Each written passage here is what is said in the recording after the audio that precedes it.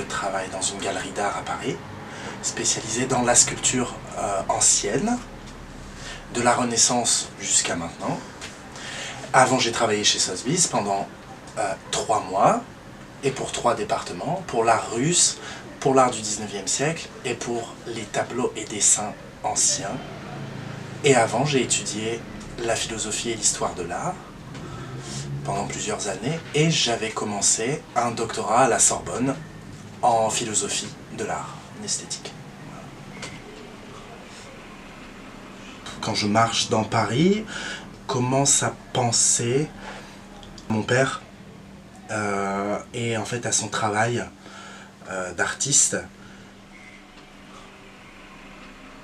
J'ai essayé pendant plusieurs années de faire connaître son travail. Avant de travailler chez Sotheby's et avant de travailler aussi dans la galerie, c'était impossible parce que c'est un milieu très fermé.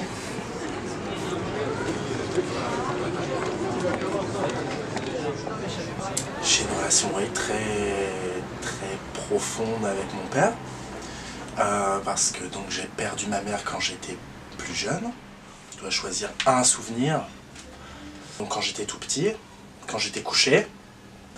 Donc j'ai ma mère qui montait et qui était, je suis désolé, ça va être un peu, mais donc elle était déjà malade, elle avait des problèmes de respiration, donc c'était déjà difficile pour elle de monter et tout. Mais donc elle venait et en fait elle me couchait et elle me mettait toujours, elle s'asseyait à côté de moi et elle prenait un livre et elle disait toujours c'est le paradis.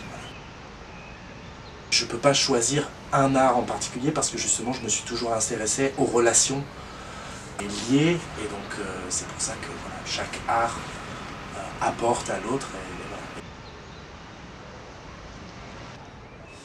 Il y a un poète donc, que j'ai étudié beaucoup, je travaille énormément sur la poésie et sur un poète français qui s'appelle Paul Valéry, qu'il essayait tous les matins en fait, devant son journal, de comprendre l'inspiration, de comprendre les mécanismes de sa pensée quand il écrivait, mais aussi pour n'importe quel autre artiste, c'est-à-dire pour le compositeur, pour le peintre.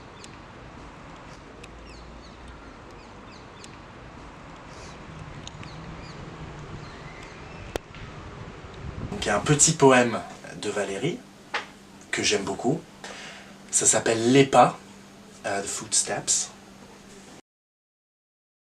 Mais justement, le poème, c'est pas que ça, parce que ça peut être la personne aimée, mais ça peut être aussi justement l'art. Il parle de l'art aussi, parce que Valéry parle de l'inspiration, en fait. C'est l'inspiration de l'artiste. Et les pas qui viennent, c'est justement en fait le texte se parle à lui-même, parce que le poète essaie de comprendre l'inspiration qui lui vient pour écrire. Et donc, j'ai toujours trouvé ça magnifique, parce que justement, ça dit ce que l'œuvre d'art doit être, c'est-à-dire, c'est une attente d'une création qui doit venir, c'est la démarche de l'artiste. Et donc le poème parle d'amour, de la femme aussi qui vient, voilà. Mais il parle aussi de l'art et de « j'ai vécu de vous attendre ». Justement aujourd'hui, ces problèmes, il n'y a plus d'attente, et quand vous n'attendez plus rien, c'est problématique pour l'art. Parce que justement, comme vous voyez dans beaucoup d'art contemporain, pas tout l'art contemporain, mais justement aujourd'hui c'est le règne de l'immédiat, tout va très vite, on n'attend plus rien, alors que justement une œuvre d'art, le sens qu'elle a, son sens, il se fait attendre. Et c'est comme les pas dans le poème, c'est ça qui fait sa saveur. Et aujourd'hui, c'est plus le cas. Je pense qu'aujourd'hui, les jeunes en particulier sont beaucoup moins intéressés par l'art classique et beaucoup plus par, si vous appelez ça de l'art, la publicité, juste des affiches, etc. Je pense qu'ils perdent énormément de choses. C'est un problème parce que, comme je le disais tout à l'heure, les gens, il faut que ça aille vite. Il faut que ça aille très vite, c'est comme sur les réseaux sociaux. C'est comme sur le téléphone, c'est comme pour les séries, il faut que ça aille vite et donc du coup a des conséquences aussi sur l'art et sur les productions artistiques qui font que n'importe quoi aujourd'hui peut être de l'art. Et le problème de ça, c'est ce que je disais tout à l'heure par rapport au poème de Valéry, c'est-à-dire que justement c'est parce que les gens n'attendent plus quelque chose, il faut qu'ils consomment l'art rapidement, comme une photographie, comme un film. Il faut absolument, alors que justement ce qui fait la force des œuvres du passé et ce qui fait qu'elles sont vraiment de l'art, c'est que vous pouvez dialoguer avec elles indéfiniment. Et c'est une affaire de temps.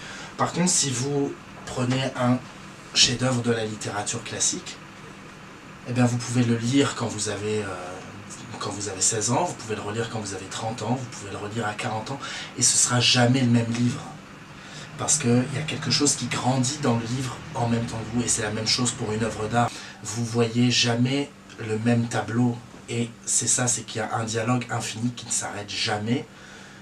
Et voilà, à travers le temps, vous pouvez toujours nourrir une relation avec une œuvre. Alors que dans l'art de maintenant, vous voyez ça, ok, c'est cool, c'est une pub, vous la mettez là, ça fait joli, et c'est tout. Alors, tes pas, enfant de mon silence, saintement, lentement placés, sur le lit de ma vigilance, procèdent muets et glacés. Personne pure, ombre divine, qu'ils sont doux tes pas retenus, Dieu, tous les dons que je devine viennent à moi sur ses pieds nus. Si de tes lèvres avancées tu prépares pour l'apaiser, à l'habitant de mes pensées, la nourriture d'un baiser, ne hâte pas cet acte tendre, douceur d'être et de n'être pas, car j'ai vécu de vous attendre, et mon cœur n'était que vos pas.